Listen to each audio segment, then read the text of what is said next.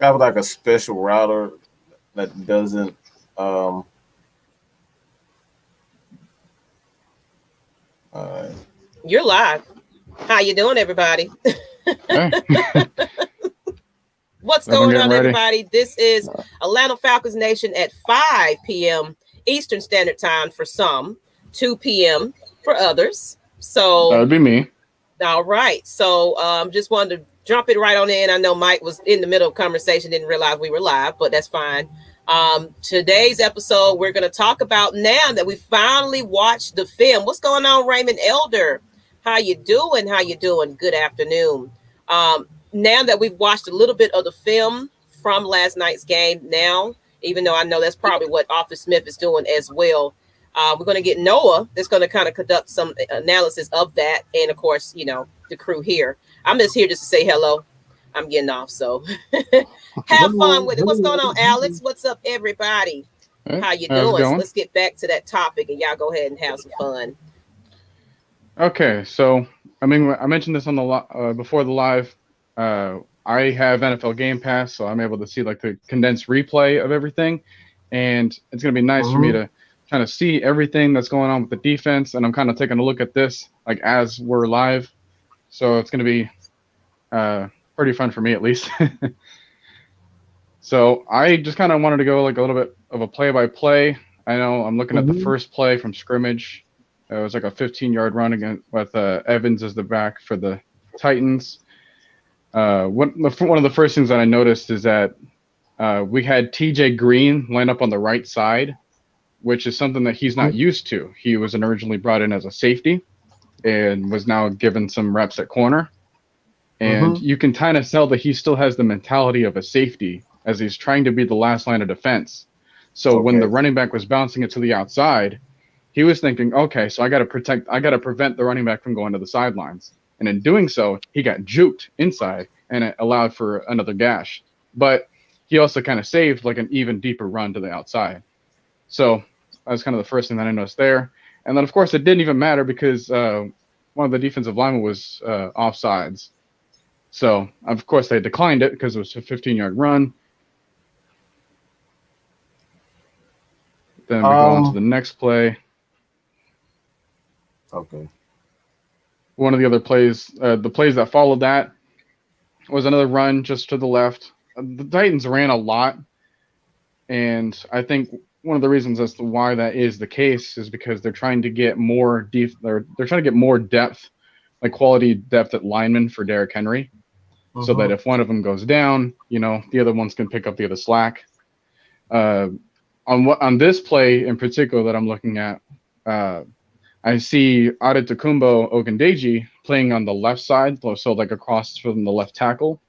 And when he was going into like trying to shut off his block, I noticed that he was putting his head down, which is not necessarily a good thing.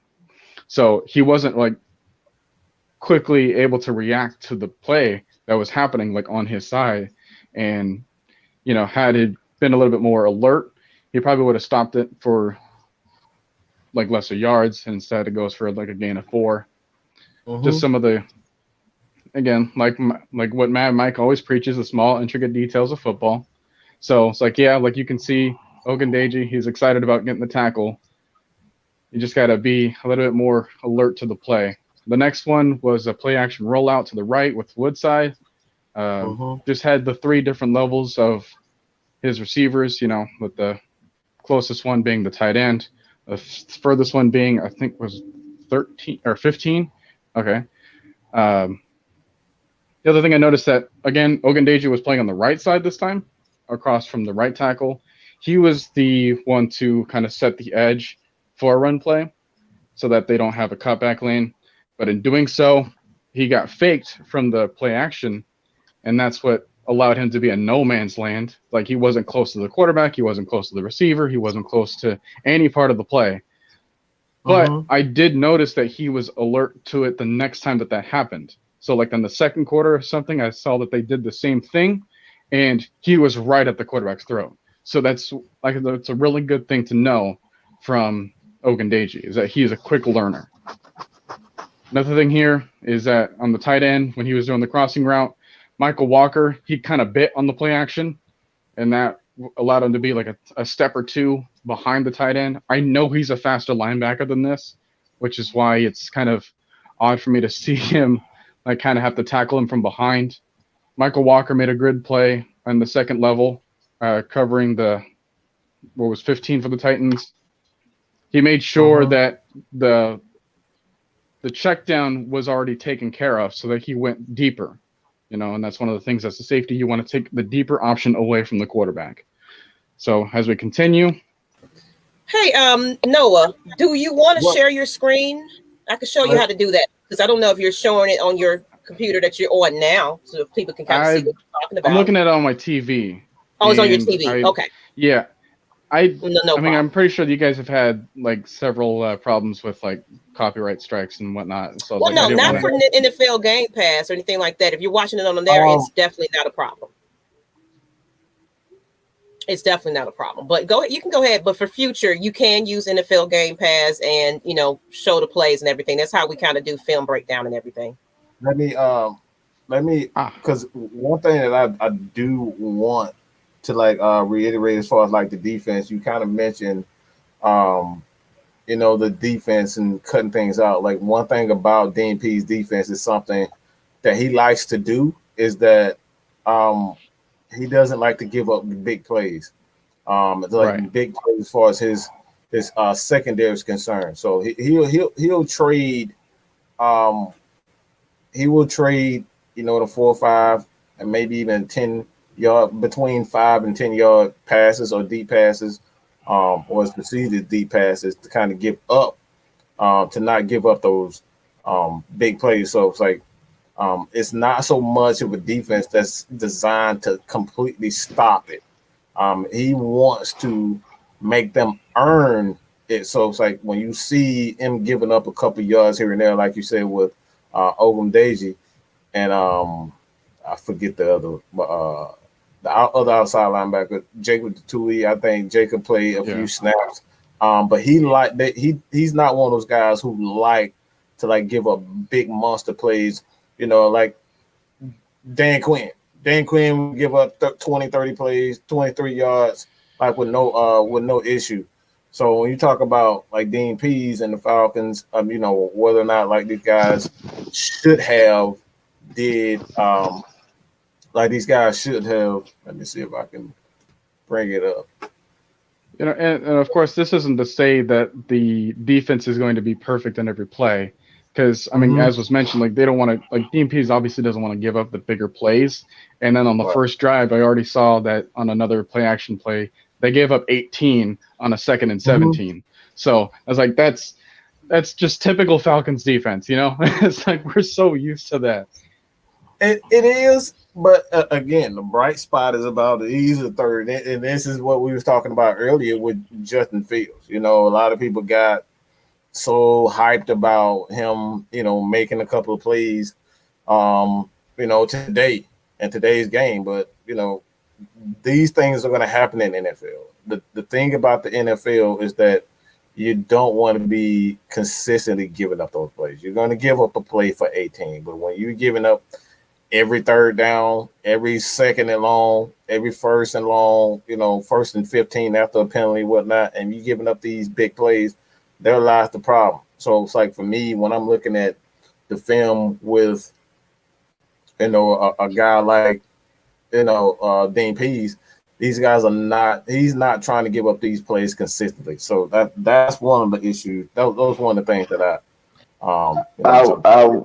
I will point out on this, like for saying like how the defense being ran compared to years past, like when we gave up, like, they like to let, under Dan Quinn's regime, they let them dink and dunk and get them like say probably like 7 yards after the catch.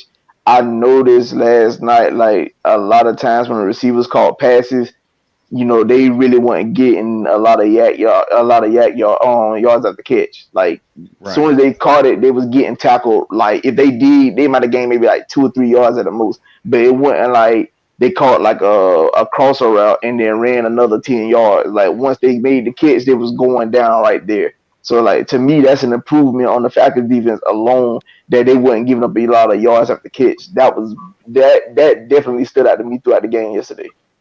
Yeah, I mean, that's definitely a mentality as a corner that was kind of brand new to this whole secondary. You know, when you saw like the run support, I saw Chris Williamson plenty of times. He just looked for work in the trenches. He was scanning the field, looking for the running back, and he made a play. Like, he wasn't distracted by what the wide receiver was doing. And the same goes for the other side of the field too, whenever it was like Delrick Abrams Jr. or anyone else that was on the other side. So again, I like that. And you know, the other mentality of a corner was like, if you allow a catch from the receiver, punish him with your tackle. Right. And we saw that happen. We saw that happen quite a number of times. Like you said, there was no yak. Nothing was given up that wasn't necessary. So I mean, I definitely enjoy seeing that because, like I said, for years we pretty much had to watch that for years, where a lot of our guys was giving up, you know, like anywhere from like 7 to sometimes 15 yards, basically per average on yak. Like that was horrendous to watch for years, and for them to display that, you know, okay, you might have made this catch, but you're going to get tackled right here and now, like that. The fact that it keeps people from actually getting more yardage is a big help. Like you said, now they did give up the 18-yard on 2nd and 17. I get that. I mean, like I said, and it happens. Like I said, we watched it, and then obviously we seen other teams do it. It happens to the best of us. But like for the most part, them tackling once a receiver made the catch, like that to me was like wow, because I'm like, wow, we haven't seen this in years. We need this back on our defense. I'm just like going through the thing. I'm just skipping the offense. I mean, offensively, they really didn't give us much to look at. It didn't. It wasn't really. It was an atrocious day all around for the offense. It definitely starts up front. We've been saying that for years. You know, you got to win in the trenches in order for you to win games. And for the fact that our offensive line not only could, you know, had issues blocking, but they also was basically getting, you know, they were and like inflicted having self-inflicted wounds. Like you can't have a positive play and then it get negated because you got called for a holding or, you know, clipping or whatever the case may be. Like offensively yesterday, it just we had a couple of bite spots, but like I said, a lot of things got negated due to the penalty. So you really couldn't really focus on the play like that because it was like, dang, y'all just, you know, a holding penalty came here or illegal formation or whatever the case may be. It hurted our chances on offense, and especially people have been mentioning throughout the course of social media how AJ Mccarron has been like they felt like he shouldn't be on the team or he definitely is not quarterback too. I'm looking like you got to understand.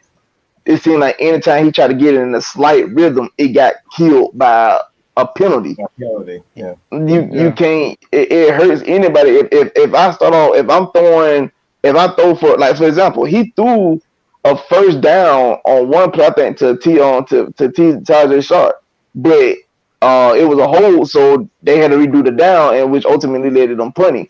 That hurts your momentum all around, like, and it kills your confidence because you're like, dang, every time I get something positive going, a penalty come about. Like, you got your trenches has got to be on point in order for you to see success. I really want, for all Falcon fans that's watching this, I really want y'all to understand that it starts up front. If your front is not playing well, the rest of the offense cannot go. Your offensive line is your transmission, but your quarterback is the engine. Right. And when I noticed that when the Titans were on offense, when the RD line was not getting pushed forward, it was consistently that way from the first quarter to the fourth quarter. Like, no matter who was up in the front on the D line, like, no one was getting pushed back. Like, no one was getting bullied. And I think that Mike mentioned that last time. Like, I'm sorry. I'm sorry. I just got to share the tail of that because that was beautiful to watch. We were talking about it's funny that you said that. It was so beautiful to watch. It was so beautiful to watch that That's it. To see our defensive line not really like it was amazing to see our front not get pushed all across the line of scrimmage. Like I can give an example of that on when we played against the Chiefs last year on a 4th and 1. They called a dive play and they ran up the gut. Like they pushed Tyler Davidson right out the way and got the first down. But watching like they literally held to the point of attack, and I'm just looking like, wow, this is our Falcons. Is this the future of the Falcons defense? Like they not getting pushed off the line of scrimmage. And mindful, you got to look at it. These guys still are not really like real big up front. So for them to be able to actually hold their own, man, that was very impressive. Very impressive. Yeah, I mean, I think someone brought it up in the morning live stream. It's like Michael Walker was going up against guards and beating them. That is impressive. Like he had like pass rush experience back in college, and so it's nice to see him still use that in his reservoir. But I mean, one of the other points, and again, shed a tear. But in the red zone after that massive punt return. Yes, sir. Yes, sir. That drive ended in a field goal. That started at the 14-yard line. Yes, sir. When was the last time we've ever seen that? We just completely killed the momentum of that team. Killed it.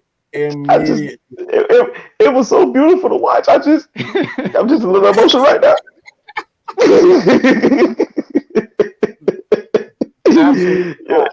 And that's here's the kicker part of that. Here's the kicker part about that, because on a 3rd and 2, our defense actually stopped the run. Yeah. And forced them to kick the field goal. And it was just like, wow. It was at least 3 times during the game where I saw the defense step up in big opportunities. Like one thing that I've always said, with the Atlanta Falcons is not that whether or not Matt Ryan has, let's just be honest. When we talk about comeback wins, I don't think anybody in the history of the game has had more comeback wins than Matt Ryan. More opportunities. He's won. It should be by landslide by now, but we won't get into that. Because he's had to bring us back from. We're talking about from his rookie season. He's been doing this, but when you see him get the lead, his defense always get. That's been the story of his career. This is the reason why we even lost the Super Bowl, because he gets a lead. Matt Ryan gives us a lead, and he ultimately will tie the game. The team will tie the game, and Matt Ryan gives him field goal, or he'll give us, he'll tie the game and get a field goal, or we're a couple of points ahead, and the defense gives it right back. So this is what we're talking about, the Dean Pease effect, the Arthur Smith effect.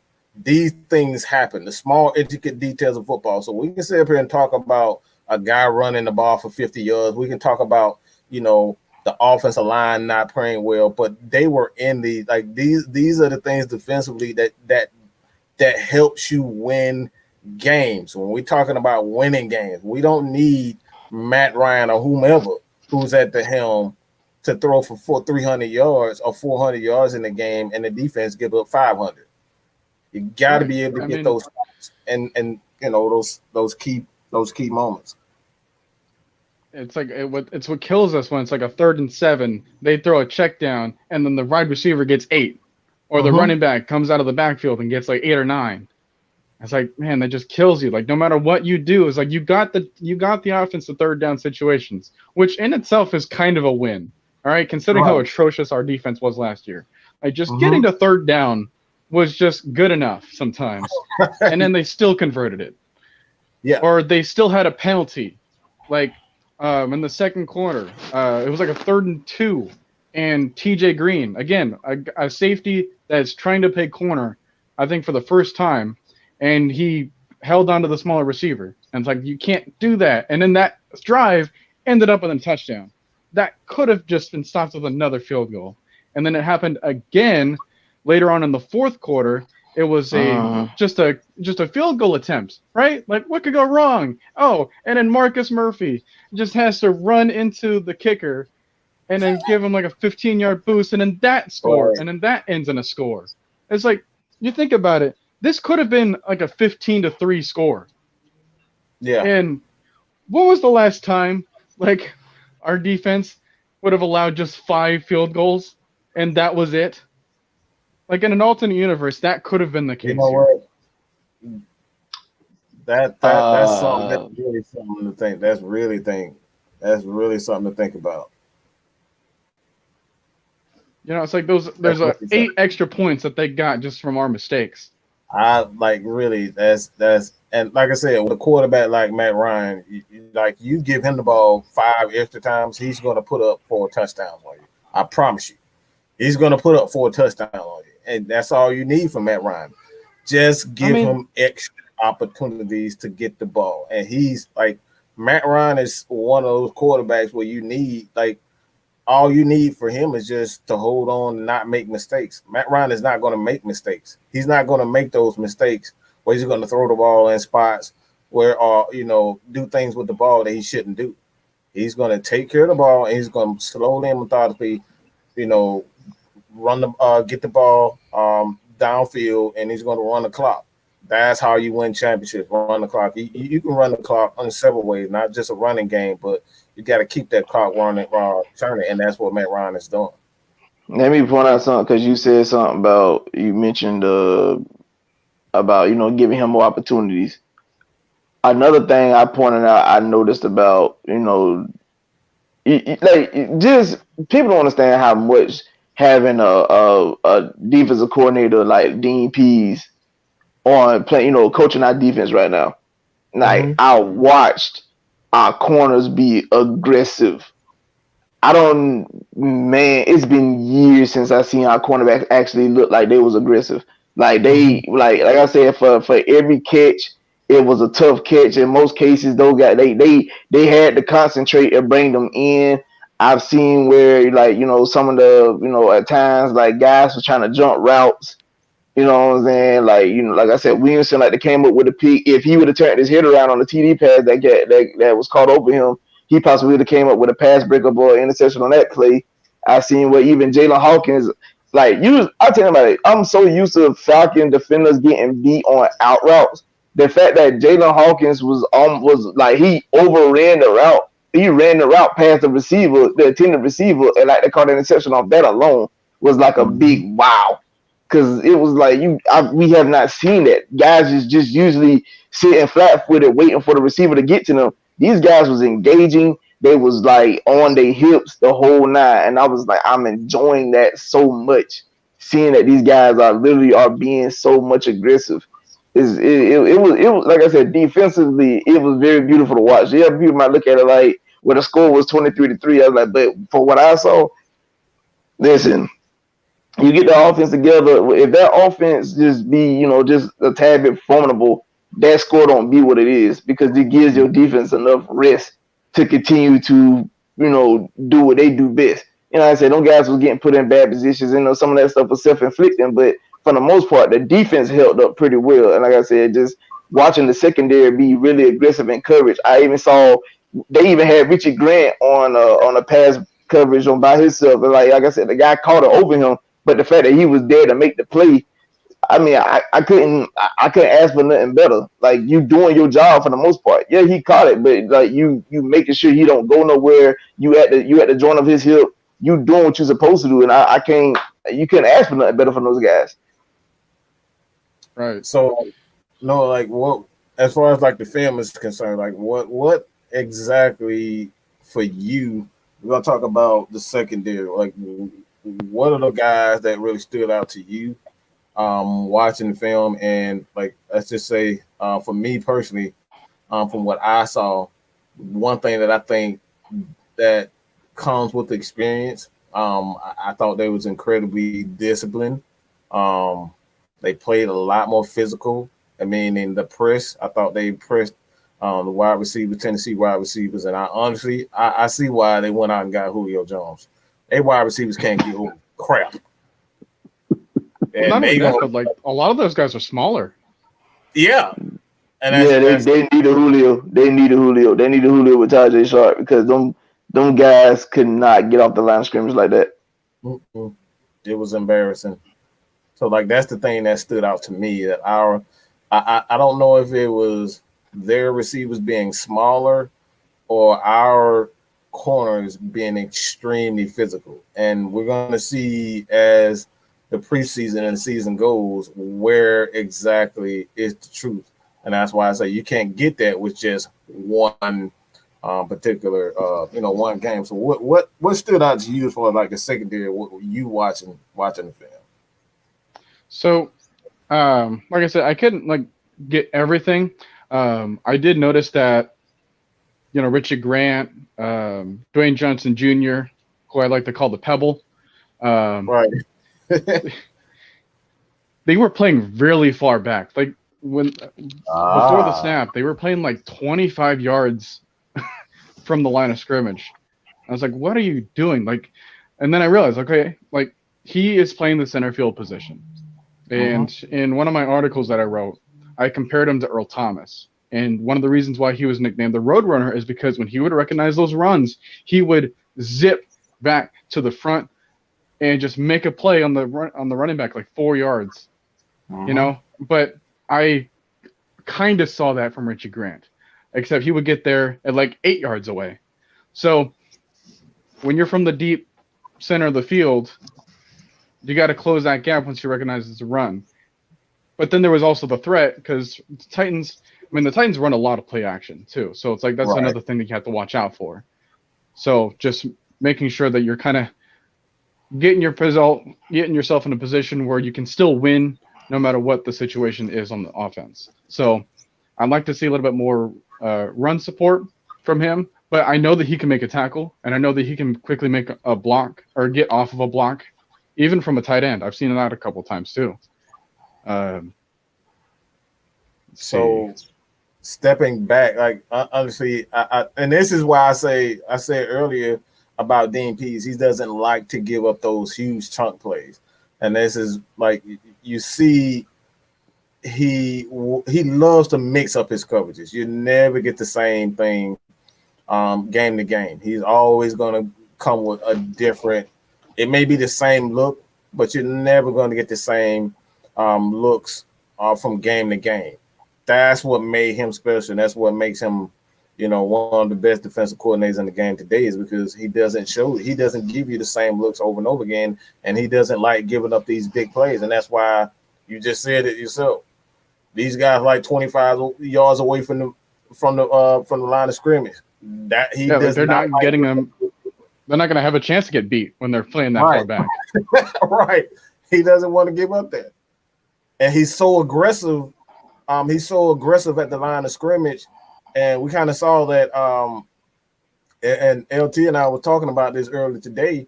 What he likes to do is he likes to use, and God, I really just got an image in my head of Deion Jones really like he playing super aggressive at the line of scrimmage, and all of a sudden you see him. You remember how the old the Colts under Tony Dungy, how they would line up and you would see who was the middle linebacker. I forget who was the middle linebacker, but you would see Brackett. Which one? Brackett. I think that's when Peyton was there. Yeah. It was either Brackett or Cato June. And those guys would be they would be so close to the line, and all of a sudden you see them sprint back all the way, and they play like the center position. So you see Bob Sanders coming up, and then Gary Brackett and Cato June going back and filling that void.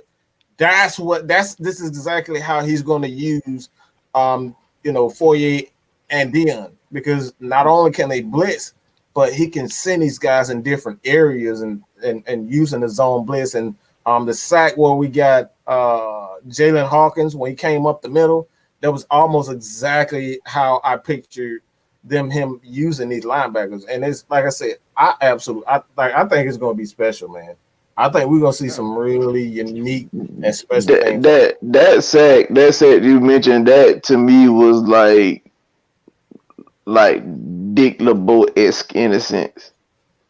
Because, showing, you look like you fit to send the house, and then, the people that you would expect to actually be rushing, they dropped in the coverage, and you looking like, okay, well, they dropped in the coverage. that you think it's gonna be a normal man front, but don't realize like it's a delayed blitzer on its way, and you didn't even account for that person.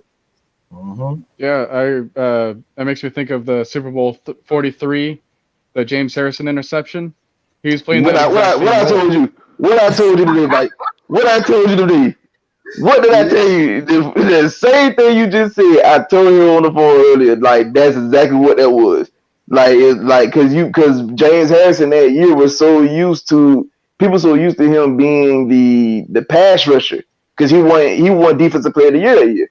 He was so people used to him being the run stuff for the pass rusher. They weren't thinking about him in coverage, and at the right time, Dick LeBeau called the play where he dropped James Harrison in coverage, and Kurt Warner didn't even realize it, and he threw the pick right to him. Mm-hmm. So I mean, I know for a fact that I would trust any of our linebackers in coverage over James Harrison. I can't trust him in the pass rush though. He was a monster. Like he still is a monster. Like if you look at his workout tapes, I don't know how he does it. That dude is scary, man. That dude is. No, that man on a dip rack with 2 wheels chained to him. I don't want no problem. I don't want it. But I will say this: a guy that kind of kept flashing across my screen yesterday, Marlon Davidson. For him to be coming in and winning at 279, he definitely held his own against that line of scrimmage. As you pointed out, how the front one getting pushed around, he definitely wouldn't get pushed around. He even helped create rushes on some pass plays or whatnot like that. That young man could really possibly be a good rotational piece for us if he don't earn his way being a starter beside Grady Jarrett. But I definitely see him getting a lot of rotational time, and he could be very formidable in certain in a nickel formation and base defense because like I said, he definitely held his own at that line of scrimmage yesterday. Like I said, on some of the run plays, like the linebackers was able to make the play because Davidson was holding his own in the middle, where he wasn't getting pushed to them and they was getting blocked. He was holding them up, and you can see Michael Walker and them boys coming down and make plays. And I don't know how to pronounce number 92 name. I'm just start calling him Goku cousin. so if y'all see, if you see me call, if you hear me say Goku cousin, that's who I'm talking to. Out of the Kumbo, Ogundeji. All right, I finally learned how to say it. So Noah, what Ogundeji? What Ogundeji? That's how you pronounce it, Ogundeji. Yeah, Ogundeji. Okay. Oh, the Ogundeji, like that man there, like how you born up, like you said, you went the Game Pass. I did too, because like you said, we all have it. So I do a lot of film breakdowns, but when you were pulling out the play, I noticed that too on that play action play where he got fake and whatnot. But then, like you said, later on in the game, they ran the same play, but he stayed home. He didn't. He learned from that, and I think that's another big thing. That's another big thing for Dean Pease's defense. His guys actually learn from their mistakes on the fly. Versus with Dan Quinn, those guys kept making the same exact mistakes, play in and play out. Like he learned, like, okay, I got food this time. The next time, I didn't get food. So you know what I'm saying? Like that's a plus. That's a big plus on our defensive side. So what was a defensive lineman that stood out to you? For me personally, I just have to say Marlon Davidson. I don't know how many times I really got flashes of Grady Jarrett Jr. And like, to be honest, he's honestly Grady Jarrett Jr. And I never thought I'd say that about any player, because I think he's the second best defensive tackle in the league next to Aaron Donald. No disrespect to Mr. I'm always hurt in Philadelphia, Fletcher Cox. Grady is that man. Grady is that. I was also kind of thinking like Chris Jones from Kansas City. Chris Jones, and look, no disrespect to Chris Jones, but Chris Jones is not Grady Jarrett. Come on, let's be honest. He's not Grady Jarrett, and he played in a division with Oakland, and those guys, and Denver. We know those guys have problems up front, so he's going to get a lot of pressures just being in that division. That division has a lot of issues, as far as the offensive line is concerned. They have the best offensive line there. I would also say Grady Jarrett probably the best because like you got, and this is why because Grady still can make plays even though he's pretty much getting double the triple team, and he's the guy they game plan for on that line on that front. So like he's still able to make plays. So now with the DNP's defensive scheme where he could get more one-on-one matchups, you could start really seeing Grady display his skill set that he could actually be that his numbers can equate the contract that he got, and he could be looking like you said, somewhat of an Aaron Donald where he could get more than 10 sacks in the season or whatnot. But with DNP's defense though, it's not gonna be like that because I think DNP's defense is basically set up for everybody to get a piece of the pie. So it's not just like Grady Jarrett getting 10, 15 sacks. If he get it, that's cool, but it's more so, okay, Grady might lead the team in sacks with like 8 or 9. Fowler could get anywhere from like 5 to 6. Olakun and Deion Jones could get 4 or 5 apiece. Ogundeji, he could get 3 if he become a rotational piece. Marlon Davidson get 3. You know what I'm saying? Like even your secondary gonna get like 2, 3, 1 or 2 sacks at the course of the year. Those guys are like the defense is set up for everybody to get a piece. It's not just gonna be one person. That's gonna really help the defense more than anything because you have to account for everybody on that field. You can't just think, well, they just gonna rush with the front 7 and that's gonna be it. No, you're gonna see some safeties, you're gonna see the corners, you're gonna see everybody. So you can't just be thinking like, well, they gonna bring this 7-man front, this, that, and third. Well, you thinking like it's fit to be 3 down linemen and 4 linebackers come on the blitz, not realizing that one of the linemen actually went out in coverage and they brought the safety in his place. And you thinking, well, they go out read. Yeah, you just threw straight to the lineman. That was right there. So what's that guy? Yeah, I saw that someone mentioned in the chat earlier. It's like because Mike, you asked about like the defensive lineman I was looking forward to. I was looking forward to Taquan Graham and seeing if he was gonna really shine. And I noticed a couple of times where he was opportunistic. I think back to that. I can't remember if it was a 3rd and 1 or a 4th and 1, but it happened in like the 3rd quarter around the end of it. I think with Matt Barkley, he like fumbled the snap. And then he had to hurry up and give it back over to the running back. But, if you're an offensive lineman, if you're a defensive lineman, you aren't in control of that. It's like you don't know that, so you still have to play to the whistle, right? So he still quickly got off the block and made the tackle before at the line of scrimmage, and that was like amazing. And you know what? I'm glad you said that because I kept seeing a guy with I didn't know who it was. I thought it was Ogundeji, but one thing I saw from Taquan Graham is that he was constantly. And you look at his film in college, and this is one thing that I noticed, that he's very good at splitting between the tackles and guards. And he was in the backfield constantly in last night's game. I just kept seeing him and Marlon Davidson in the backfield. And he's, like I said, he's very good at splitting the guard and tackles. Man, good gracious. I think he's the perfect 3-4 end. We got so many guys like Grady Jarrett, Marlon Davidson, Taquan Graham. Even saw John Kaminsky. I think he kind of went off with a concussion issue. Don't know. He hasn't been diagnosed with a concussion, but they said it was a head injury, so it could be anything. But those guys were constantly getting in between those guard and tackles. So this right here, you're going to have a lot of edge.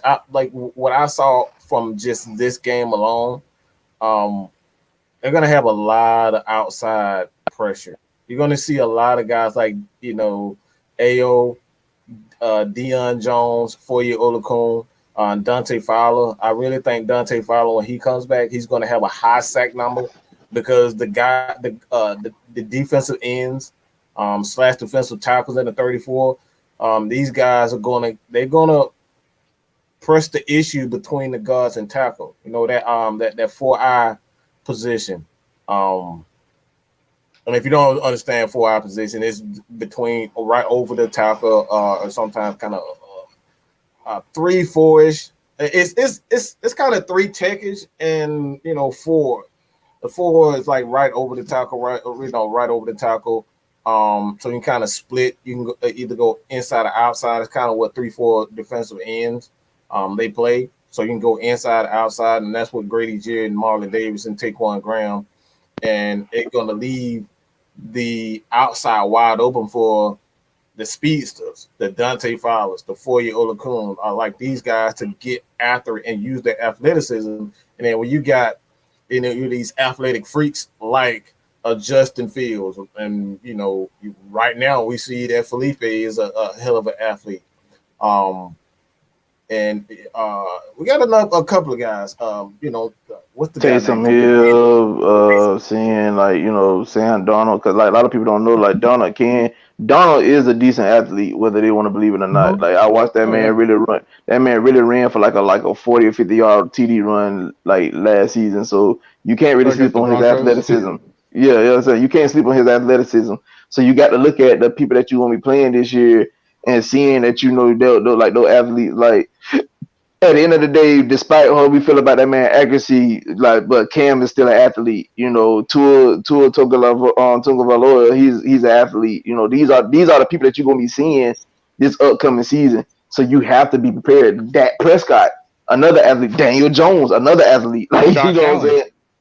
Josh Allen. These are the QBs we will be seeing this year.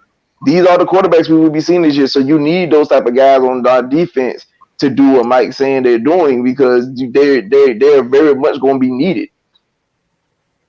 Yeah. See, I don't want to disagree with the outside pressure, but along with what the commentators were saying earlier, we talked about the staple of the DMP's defense, and that was bringing pressure up the middle.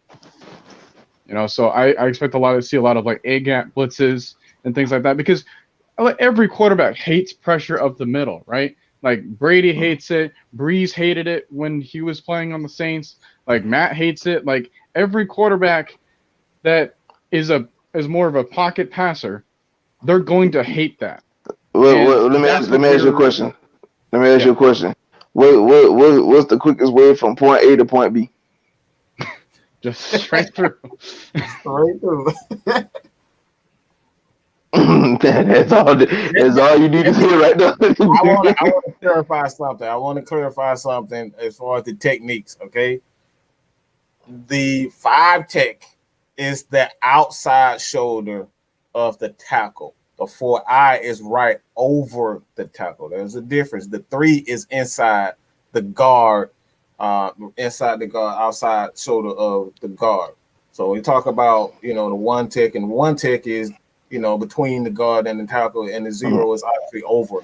So the 4-eye is directly over the tackle. And this is why a lot of tackles don't like a Grady Jarrett, because he's 300 pounds, he's quick as hell. Chris Jones, they're 300 pounds, they're quick as hell, and they line it right over the tackle. So you're forced to either keep the running back in to help with that guy, or you forced to keep your tight end like a Travis Kelce. So if you got a guy that's why Grady Jarrett and the Falcons gave them so much hell, because they was forced to kind of keep Kelce in, because Grady Jarrett was lined over their tackle, and they was sending and it allowed Debo and Foye to just run free and do what they want to do. That is something no offense wants to deal with. Like a Michael Strahan, a Michael Strahan. What's another a big defensive Jason tackle? Taylor. Jason Taylor. These guys are big. So when you line them over the tackles, like these guys are equally as strong as them. So you got these guys just as strong, but they're quicker. That creates hell, and that's why I say you're gonna have a lot of outside pressure, because you're forced, tackles are forced to deal with that body. You can't pass a Grady Jarrett on to a tight end, because he gonna eat his ass alive. You know what I'm saying? He gonna eat him alive. So guess what? Deion Jones, and we're gonna see a lot of A-gap blitzes, but those A-gap blitzes are designed to help get those one-on-ones with a Grady Jarrett and Marlon Davidson. Hey, 48, really, I'm going through this again. This man really flashed across the screen. Like, he really was making plays in the backfield. But I wasn't even paying attention to him like that. I was so hung up looking at the fronts. But like this man really was out here making plays like that. Like he read and reacted. Like I like that from him. Like for that young man. Like if I'm seeing that for my backups, I can imagine what my starter's gonna look like. All right. I want to get this question for you guys right here. I want to get this. What do you guys, before you kind of get to your question, Noah, what do you think about Avery taking Kendall Sheffield's position? What do you think about that? I thought he played good. I mean, on the two back-to-back deep passes, I mean, that was talked about earlier, he played that coverage really well. Avery is he's a small dog, but that's not going to take the the fight out of him. You know, I kind of compared him to like I wouldn't say Rondé Barber just yet, but you can have that kind of mentality while not having that type of talent yet.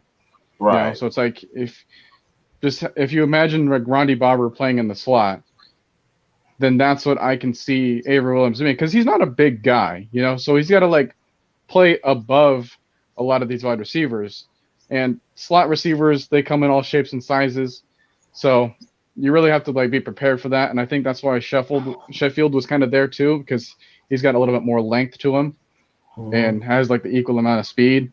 But I know that when I was watching his tape over at was it Boise State, like he was very aggressive, even though that sometimes he was playing off like 10 yards away from the wide receiver.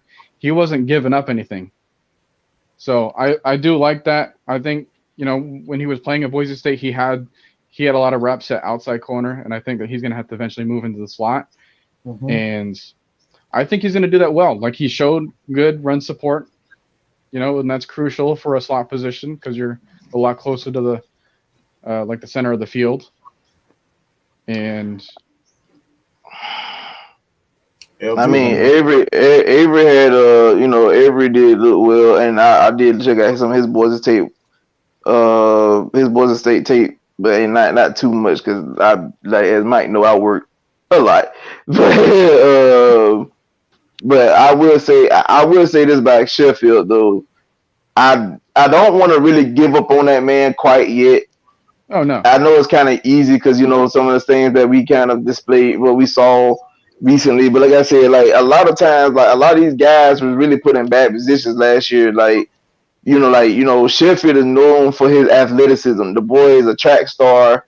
You know, he got speed. You got to let him run in man coverage. Having him in zone just doesn't make sense. Having him play zone coverage when this man got super speed, he pretty much could keep up with anybody in the league. So you let him do that. So I feel like in a Dean P scheme, he would actually be more successful due to the fact that he would have an opportunity to actually be able to like show that his athleticism is on display. Whether, you know, like if you could create if your front could create pressure, and in the midst of your front creating pressure, you could like they could lead to a bad throw. And I'm here to tell you, if it leads to a bad throw and you let Kendall Sheffield catch an interception, and there's not a person that's within, you know, about 5 feet of him, yeah, you can kiss it all goodbye.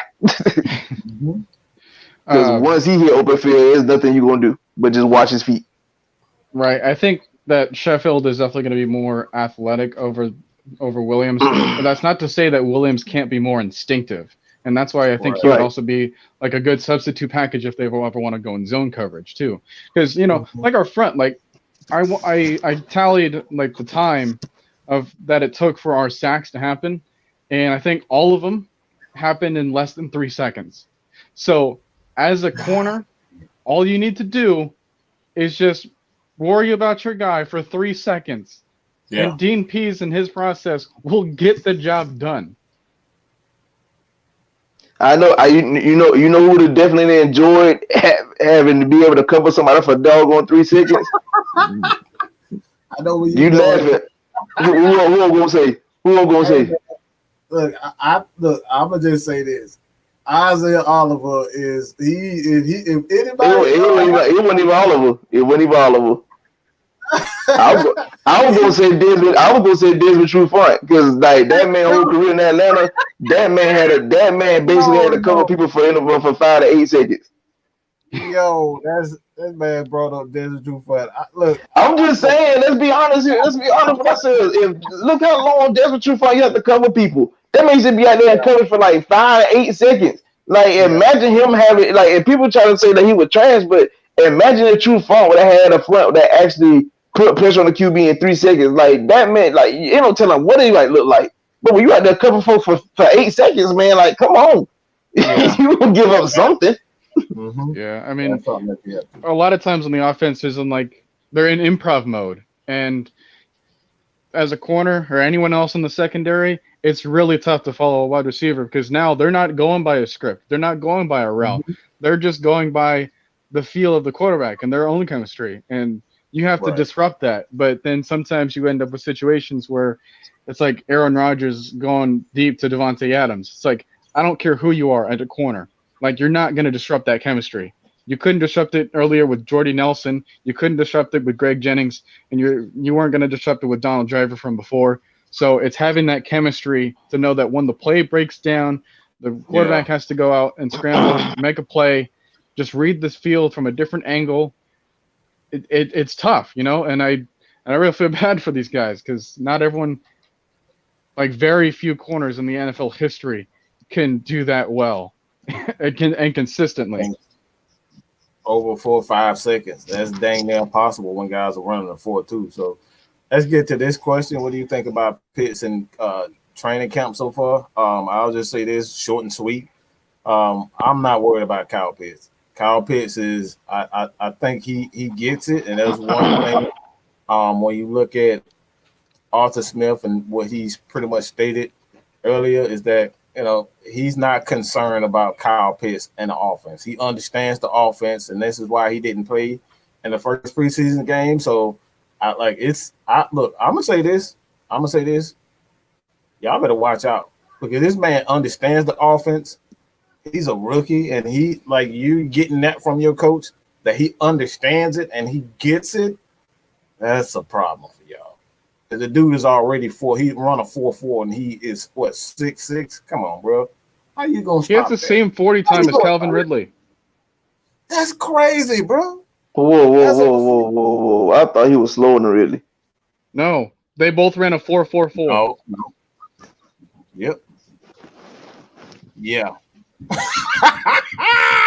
Yes. Yes. Yep. This dude is taller than Darren Waller, has a longer wingspan than Calvin Johnson, and is as fast as Calvin Ridley. The only thing that I want to see him do is work on his run blocking skills. Just chip off the line, just help out the defensive line ends, or because I've seen like tweets and other quotes from like Cameron Jordan and whatever. It's like, oh hey, you're a little too lanky there. I was like, I mean, we've seen successful people like that before, like. Greg Olsen always kind of looked lanky to me too, but he was. I mean, I ain't nobody worried about Cameron Jordan. Like he said Caleb McCarron was lunch meat when we drafted him. The first time they matched up against each other, he got punished. Though I don't want to hit up by no Cam Jordan, but what I will say this though, I will bring this up though. Like the fact that this man runs the same 40 time as a Calvin Ridley, has a longer wingspan than Megatron, has the height of a shooting guard in the NBA. How you game playing against that in the red zone? Mm-hmm. Just throw it up, that's my question. One of the things that Matt Ryan is often criticized for is his performance in the red zone. And I get that, right? But in the red zone, it comes down to believing in your guys. Yeah, that's it. When you have Kyle Pitts on your team, it's the easiest decision to possibly make. Like when you have that confidence in your rookie and your like 9-year veteran, like it doesn't matter. Like if you have confidence in him, you're going to throw it to him no matter what it looks like on the defensive side. That's one of the reasons as to why Peyton Manning, I think he had like so many like 1 yard passing touchdowns because he trusted his receivers every single time. You know, and that's something that was kind of missing. You know, like Julio, he wasn't like always present at the goal line. You know, they always wanted to switch it up, like Dirk Cutter and Steve Sarkisian before then. Like they wanted to make it a run heavy package, and then when that didn't work, they'd go like 5 wide on the line. I was like, come on, that doesn't work. Mm-hmm. They really don't. Real fast. Great discussion. Shout out to Matt Mike and the panel. LT dropping gems. That's a I don't know what that. I just say he's saying it's a SYL legend as in Sylvania. That's where I'm from. Oh, okay. Oh, so he got fans now. Mr. Papa. Relax.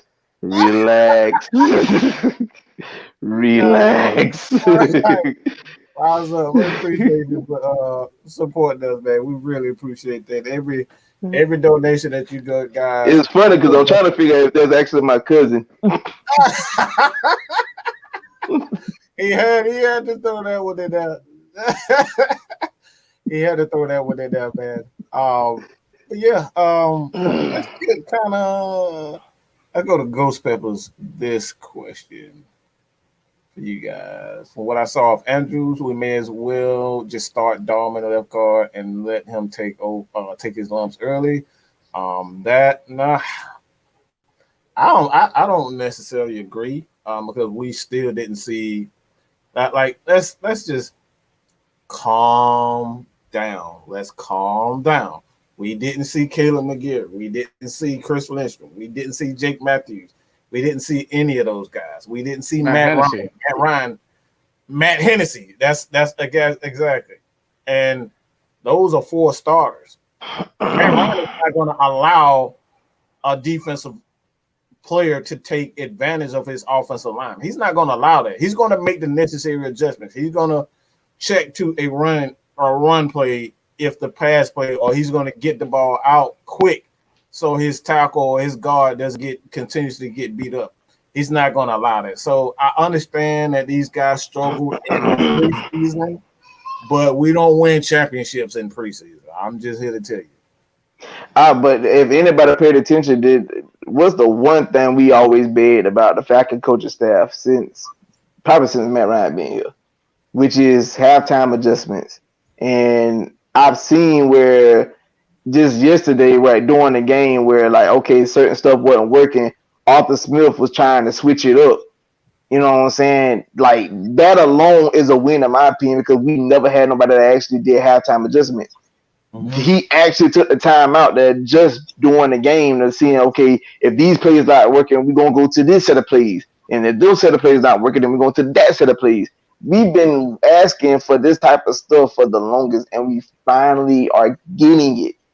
That's the beauty of it all. We are finally getting what we've been asking for. Have a competent play calling, competent, defensive coordinator, making halftime adjustments. We've been asking for all these things because I know people might focus on the quarterback, but it's more so for the team purposes. You need the success rate from the team. If everybody is hitting on all cylinders at the right time, especially in January, you can get you a championship at the end of the day. Mm-hmm. But everybody got to be in sync. Yeah, and an offensive line is crucial for that too. Like you want to be able to form a pocket for your quarterback. I think that when I was looking at Drew Dahlman, he's playing at center, because he played that at Stanford. Uh-huh. He's got the build of a center. He's only like 6'3", 295. And that, look, I think a lot of times he was classified as an undersized center. And I hate that because there was so many centers in the league that are have less weight than him. That have how Hall of Fame careers. He's not a big center. He's not big at all. But he doesn't have to be. 300. Jason Kelsey didn't have to be. What about the recruits from the Bears didn't have to be? What's the center for the Patriots? The Panthers didn't have to be. What's the center for the Patriots?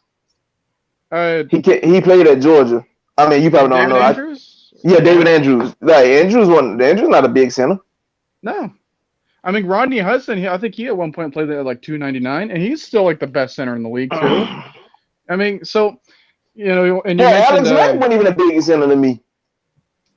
Yeah, I mean, he was average sized. Yeah, average size. Yeah, but like he's not gonna blow anyone away, like, oh man, I was like, well, like Ryan Kelly maybe for the Colts. I think he's like 6'4", 6'5". It's pretty tall for center. But I mean, like, and someone mentioned it too. It's like Marlon Davidson. I think his playing weight was like 279. He did not look like that. And it's all about technique when you're not the biggest on the field. Yeah. And when you have that technique, like you have that leverage, you have that good arm placement, you have that good like hip balance. You have to use that to your advantage on run and run support, on pass and pass rushing, because you can have these big old behemoths of people on the line, and that won't matter because they're not like technically sound. When we went to the Super Bowl in 2016, we had the lightest offensive line in the league. Yeah. It did not matter that they were not the big physical maulers. They were the technical maulers because that was what the zone scheme allowed. They didn't have to be like Orlando Pace, like all across the board. But I do miss Harvey Dahl though. I'm not gonna lie to you on that. Oh yeah, I mean him, Justin Blalock, and Tyson Clabo. I like the unnecessary stuff Harvey Dahl used to be doing. Like before the whistle blows, he used to be out there just be pushing people for no reason. Like that extra chip just for the heck of it. Like that's what I miss. I used to love watching Harvey Dahl doing that. I call it bully ball. That's that. And let's get into Jeremy Mayfield. Jalen Mayfield. Jeremy Mayfield. I don't know why I say it. But Mayfield, again, we're talking about going against their second stream, and this is something me and LT we talking about earlier today also. I'm glad. Let me stop you real quick because I want everybody that's listening right now, I want y'all to know that Tennessee was legit playing like a couple of these starters on defense yesterday. Like one guy, I know for a fact, one guy on a depth chart on the Tennessee Titans defensive depth chart is a certified starter. Oh, is that a Weaver? It's Rashawn. It's Rashawn. It might have. Yeah, Rashawn Evans. Yeah, he's on their depth chart. He's a certified starter on their depth chart, and he played yesterday. I mean, the Falcons, they had 21 passing attempts. Like that's not a good sample size if you're an offensive lineman. And right. Some of those people and some of those plays were screens, some of those were like play action rollouts. But when it came to like the straight up drop back, I thought Jalen Mayfield did fine. He didn't blow me away. Sometimes he would level up a sack, but that was just because he wasn't used to the speed of the game. And if he kind of utilizes that a little bit more, then he's going to be a little bit more prepared. Now, I saw a couple people on Twitter saying like, "Oh, hey, he played Caleb McCarron back into the starting spot." I was like, "That's not fair." Mm-hmm. It's not fair to say that when you how like, you know Caleb McCarron lost the spot? That's my question. Right. Like even if that's the case, like he can't play right now. So, I mean, when you got to work with, I'm sorry. Okay, like when you got to work with 7 passes completed in total of the game, that's not a good sample size. And like, do you realize that John Rainey had the most receptions with 2? Wow. My thing is this when I add to that, because see, they think about Mayfield, like the people that don't understand, Mayfield is basically the jack of all trade lineman for us. Mm-hmm. The boy can literally play all 5 slots. So him getting thrown at right tackle when he's usually, look at it, Mayfield usually is a guard. So you threw him at right tackle in his first NFL experience. Like he's all out of his element. He's like all out of his element. Like that's a guard. Yeah, that's a guard. Like the man, like I said, don't get me wrong, there's nothing wrong with it. Like I said, I can't really get into his play. I didn't think it was too bad. Like you said, with the sample size that we was given, be that as a whole, the offensive line unit was bad. So that don't I can't really give you a fair estimate of this man. What I can say is, will he improve? I fully believe so. But he has a lot of things kind of against him, like I said, because he's learning so much. Like I said, he got to learn. He's learning how to play 5 slots at the NFL level, and then, like I said, his natural position is a guard position. But yet, your first taste of NFL action, you are literally playing tackle. That's way out your element. Well, I mean, he did play right tackle mostly at Michigan. Yeah, he played right tackle. He said that he could move to guard in order to potentially get a starting spot. Yeah. The thing with Michigan, they're pretty much of a run first type of offense. So it's like right tackle and a run first, they're going to be protected with a tight end most of the time. And the Falcons didn't have a lot of tight ends, and I think he did that. That was perfectly done by Arthur Smith to kind of let him get his lumps. Like, one thing that you need, you can't babysit your tackles. You got to let them get out and take their lumps. I think that's exactly, we did that with Jake Matthews early in his career. We just threw him into a fire. Same with Sam Baker, Ryan Schrader. We just threw those guys out there. If they weren't playing well, like, you're just gonna find out some way to get through it early in their career. But like, once you find out what his weaknesses are, this is where you can kind of put formations together to kind of, like, this is what Green Bay does all the time. This is why they can continuously build these offensive linemen with just third round picks, because they're taking the time out to, kind of figure out what their weaknesses are. So, like, even though they're getting beat, this is what you need to see from a coaching standpoint, what he can and cannot do.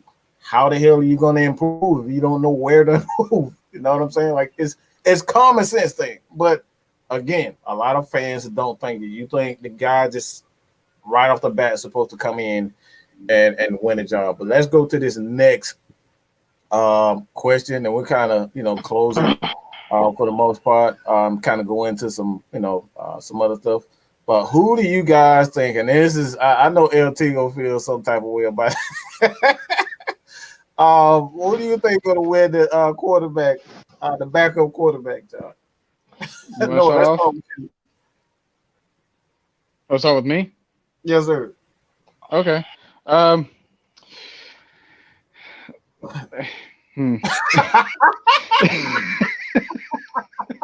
He has no idea. when my first answer is a sigh, that's usually not a good tell. All right, let's just pray that Matt Ryan continues to be as durable as he has been.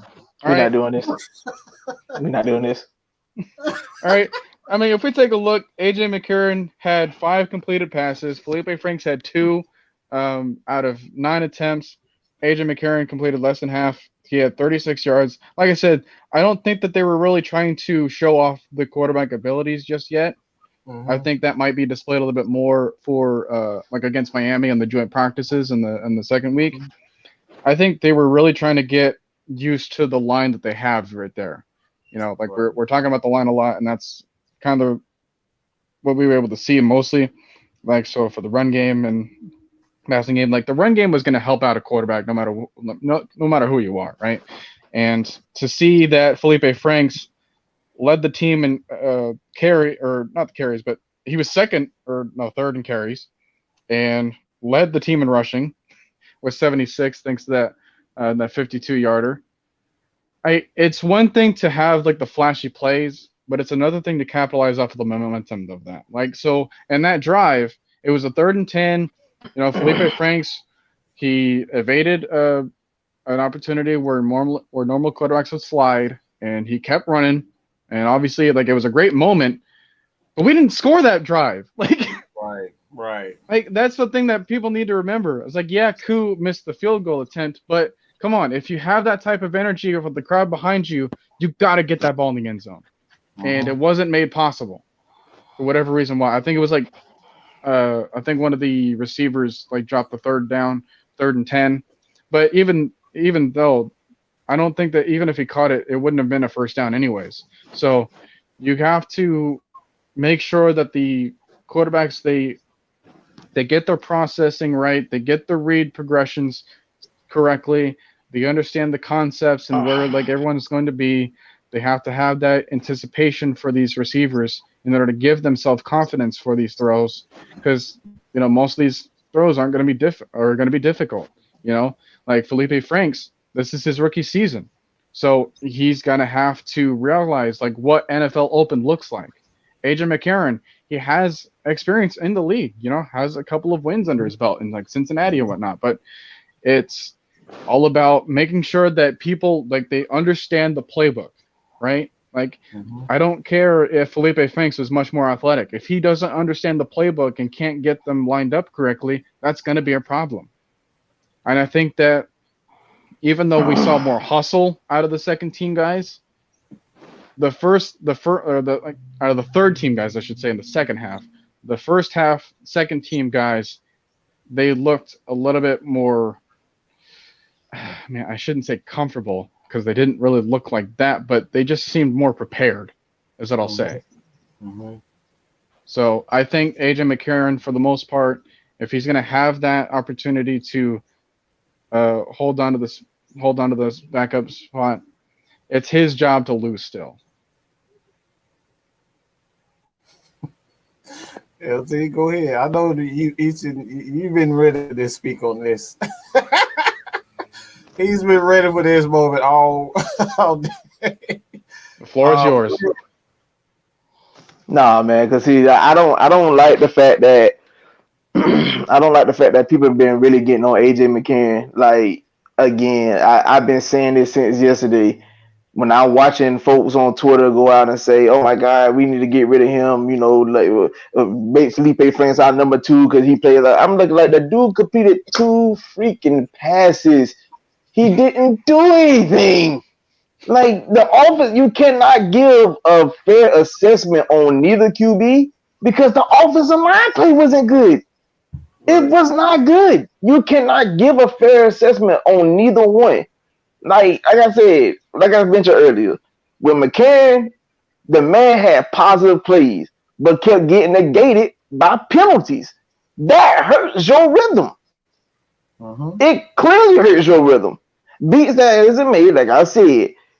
Tennessee was playing some of their originals. They had a starter and more so a lot of their rotational pieces that was in.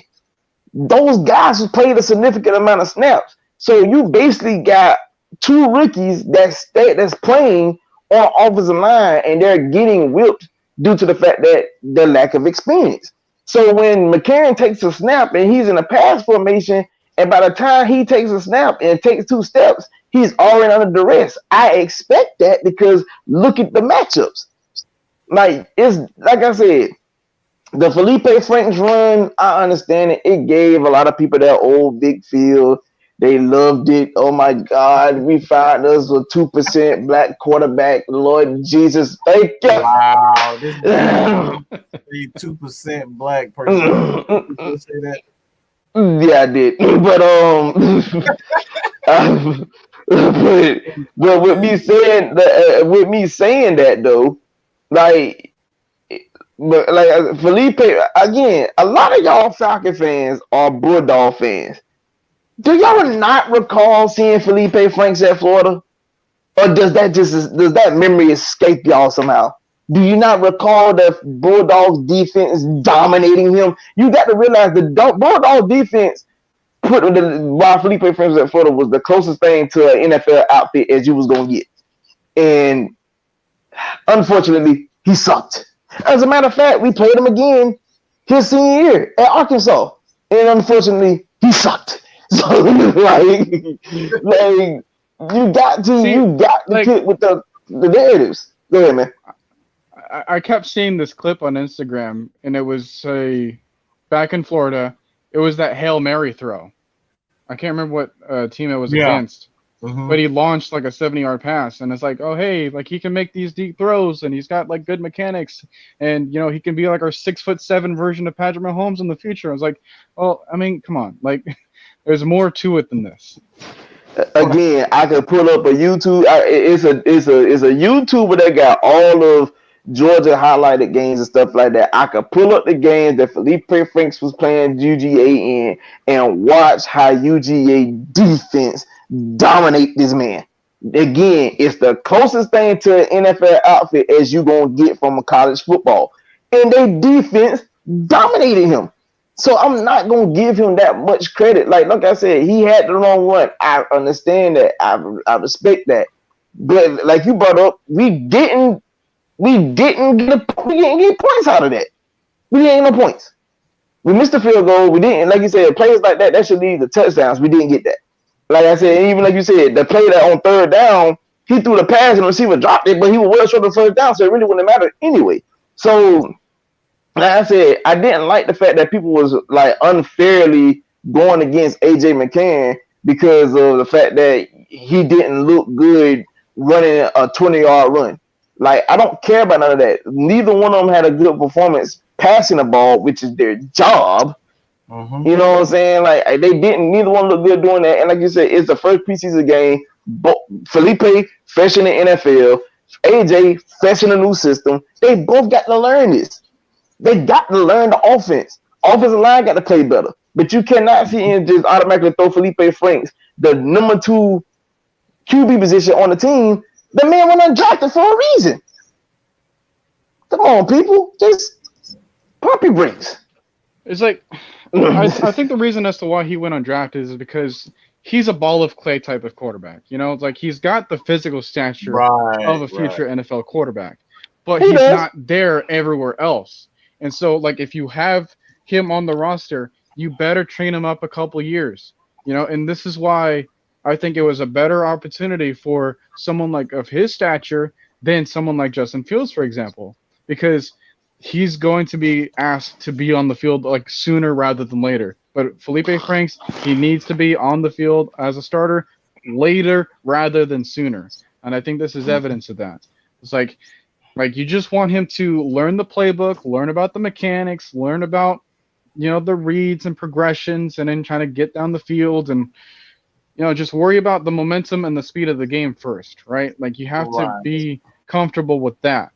I think AJ McCarron was kind of, he was also kind of worried about that, but this is all the quarterbacks and everyone on the offense. This is their first year with Arthur Smith. Things are going to look a little sloppy. Right. That's something that everyone forgets. Like when you have a new offensive coordinator, when you have a new play caller, things aren't going to look perfect. All right. Mm-hmm. This is why Matt Ryan always has like a dip in his stats every other year. It's because that year was his first year under a new offensive coordinator. It happened in 2019 with Rick Cutter for the second time. It happened in 2017 with the first year with Steve Sarkisian. It happened in 2015 with his first year with Kyle Shanahan. Like the first time with Dirk Cutter, and the very first beginning with Mike Mularkey. Like there were some dips in his. Hold on, the first year with Cutter, Matt actually threw for like 32 TDs. But like I said, Cutter offense at that time. The Cutter offense at the time was still formidable. He got in a rhythm early, so he got in a rhythm early, but later on during the season, kind of tailed off. Yeah, you're right. But now with me saying that, like I said, with Cutter offense, it was still kind of up in dated. But now when we had him the second time, it was clearly outdated. So. Like you said, like I just don't see. Like I said, for me, I just don't see like it was a fair assessment of the two guys because, like you said, it like even now what you mentioned about struggling. I'm going ahead and put this out there now before we get to the season. Matt gonna look a little sluggish in this new offense, but that's the reason why we got to get the running game going early because it'll help cover that up. And Matt could police himself. And he could pick up where he lacks at. Just once he get in rhythm with the offense and he realizes what's going on, then you start seeing Matt turn into Matt. but he gonna look a little sluggish at first. Possibly. Matt Ryan is not going to be the MVP Matt Ryan, and that's the thing. We're not going to see the MVP Matt Ryan unless he and Arthur is like they, week 1, week 2, they really understand with each other. We're not going to see the MVP. What we are going to see is the Tom Brady, Drew Brees, Matt Ryan, where he's just going to manage the game and he's going to get in those 2-minute offenses, what he's legendary for. And you kind of run the 2-minute offense to get everybody into a rhythm. And you're going to play certain guys, and you're not going to see everybody. So, like, what we're going to see is a much more manageable offense. It's not going to be an offense like Dirk Cutter just going to come out throwing the ball 50 times a game. Not going to see that. So, this is why you got to lean on your defense. And I don't expect whatsoever Felipe Franks to be a second. He's a developmental guy. All right, let's just pump the brakes on it. And like I said, I meant my tweet. The hell with Fields. We got Felipe, and I was referring to a guy who can run. All right, that's it. Not even trying to even you look at Fields today. He made a ton of mistakes. Let's just be honest. He made a ton of mistakes today that nobody paid any attention to because they were so worried about them out there running. Who the hell run quarterback leagues? I mean, tight end leagues in preseason. Y'all really running a tight end league against fifth string players? Like, really? Y'all really running tight end leagues in preseason? Who the hell calls tight? And probably the people don't know what a tight end league is. Y'all. Look. If y'all remember, I'm gonna help y'all out. If y'all remember, serve y'all correctly. Do y'all remember the game where the infamous 300-yard game by Julio Jones?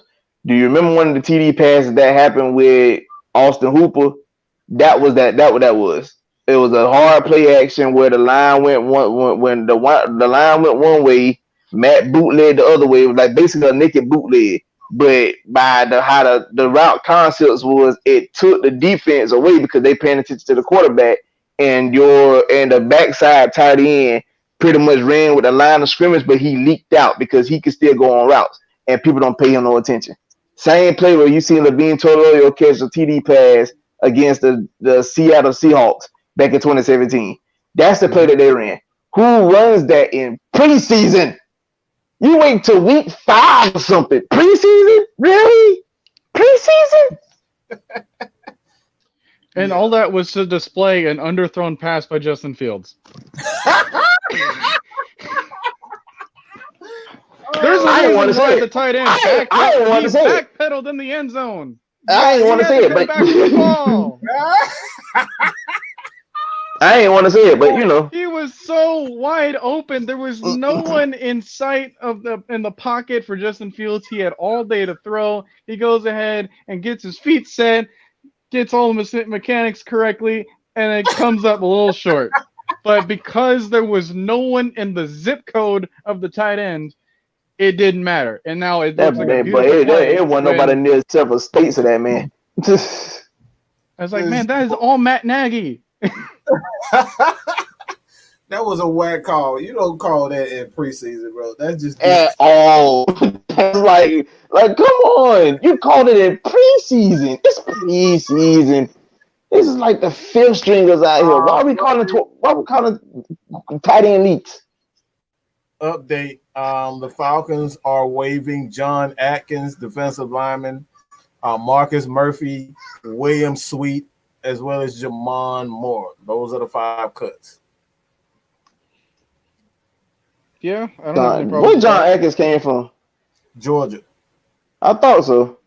Yeah. So those are the cuts. Like I said, Marcus Murphy was the guy responsible for roughing the kicker. Allowing an extra touchdown. I think Moore was number 3. I don't think he got a whole lot of action. But even who you said roughed the kicker? Marcus Murphy.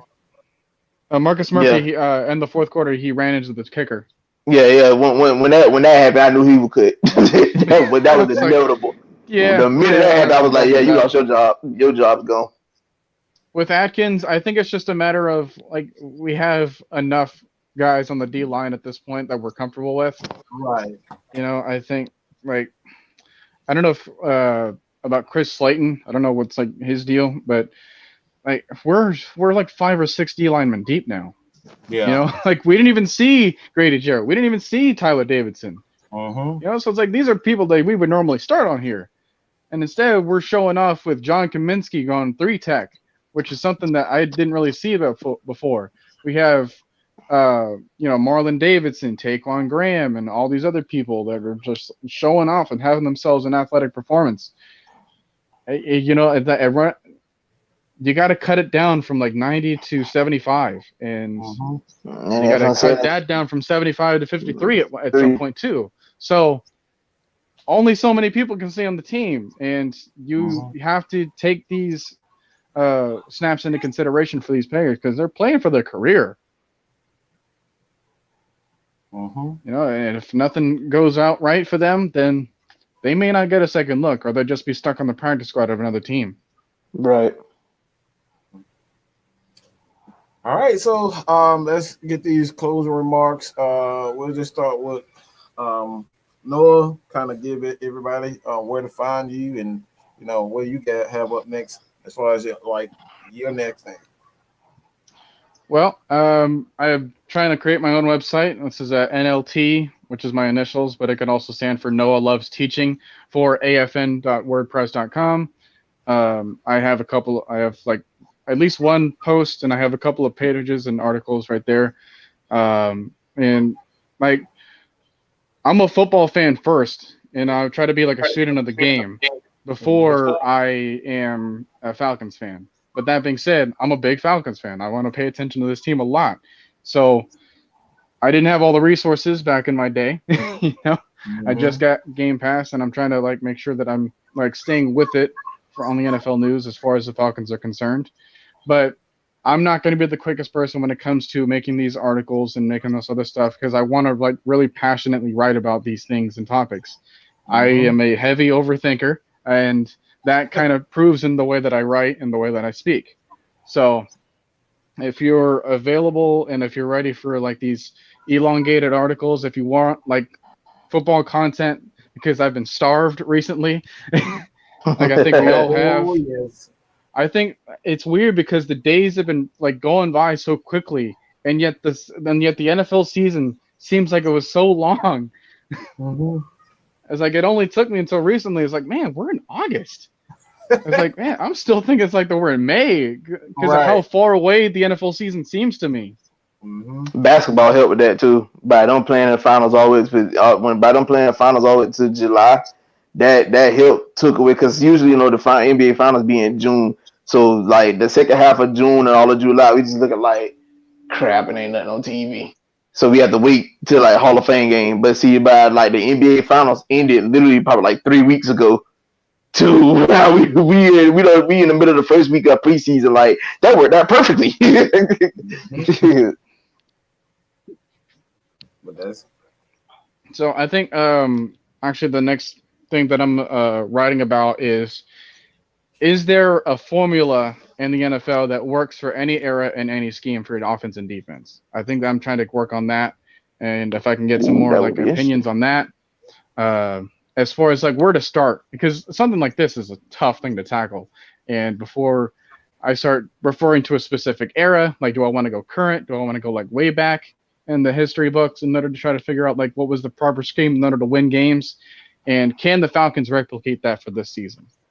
So that's in the works for me, and I'm gonna be really detailed. I'm gonna go through all the argument points. Another thing that I have in the works is gonna be a very controversial article for a lot of people, but I don't care because it's something that I'm passionate about. Matt Ryan, is he the standard for a Hall of Fame quarterback? You know, I'm on board for that. I'm on board. I love the talk controversy. I'm controversy all the way. So I'm game. I can't wait to read that one. I'm definitely in for that one, man. Oh man. And you know what? Like hey, get all that hatred out of the way, and I'm gonna talk about it, and I'm gonna debunk it while watching film. Oh, okay. We do it. Join the fan club because we do it all the time. Yes, the eye in the sky don't lie. We do it all the time. And for everybody that quote unquote think they have answers, all we keep telling is come on the show, but they don't. They never want to show up. So, absolutely. So, LT, what you got, man? well, of course, a lot of y'all know me, LT, but y'all can find me on Twitter at wordplay_kid. I do have I am in the works of starting my own podcast as well, which I will be always continuously working with Mad Mike Sports, AFN, GSHM, and Field Sports. Just y'all may have to bear with me at times because like I said, Mike knows I do work a lot, but I will definitely try to be putting out content on the days that I have time to do so. So like I said, just to help out. And a lot of times if y'all don't see me post on my actual channel, you would more likely see me on with Mad Mike and AFN and Field Sports for the most part, because I'm all over the place, and these folks like me around in so many turns they need me around. I'm pretty much the historian of the group. So and I'm a comedic relief, so they need me in this group. You had to throw that one in there, man. Y'all already know what we do here at the Falcons Nation. We appreciate everybody for joining us. I told you we got a lot of content coming for you guys, so get ready for the week. I know there's going to be a lot of news coming out, not only for the Falcons, but the NFC South as well around the league. I'm going to do my best to get to everything. But this is what we do, Atlanta Falcons Nation. Go ahead and hit that subscribe button here to help us on the quest to the 2K and Mike Sports. Almost at 6K, man. It's been a blessing. Before we go, I'm gonna address this dude real quick. For the starters, they gonna have to have a dress rehearsal game, dog. It would be very unwise for them to go into the NFL season with no type of play at all. That would just be abysmal. Game 2 is where the starters gonna get. I think they're gonna get some time in game 2. and game 3, they're just not gonna get any play time. They just got to get the rust off. That's all it is, getting the rust off. Yeah, I think this is the game. So that's pretty much it. It's really the joint practices that you have to pay attention for. Right, it's the joint practices. You playing the same team all week. You got the joint practices, and you got a game against them this coming weekend. So yeah, next weekend. You can only look so good in front of your friends. Right. Man, that's it. We always go longer than what we always expect, but that's what happens when you love what you do. And like I said, man, we got many people, just associated with Atlanta Falcons Nation, GSHM, Freelance Sports Podcast. That's what we do. We give you nothing but the stats, the facts, and the truth. And we're gonna bring you guys, more beat writers, more NFL players, to give you guys nothing but the truth.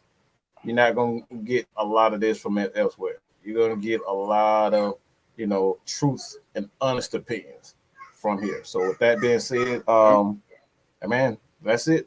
That's all we got to say about that. You ain't got to go home, but you got to get the hell up out of here. And that's the end. Peace. Have a good one, fellas.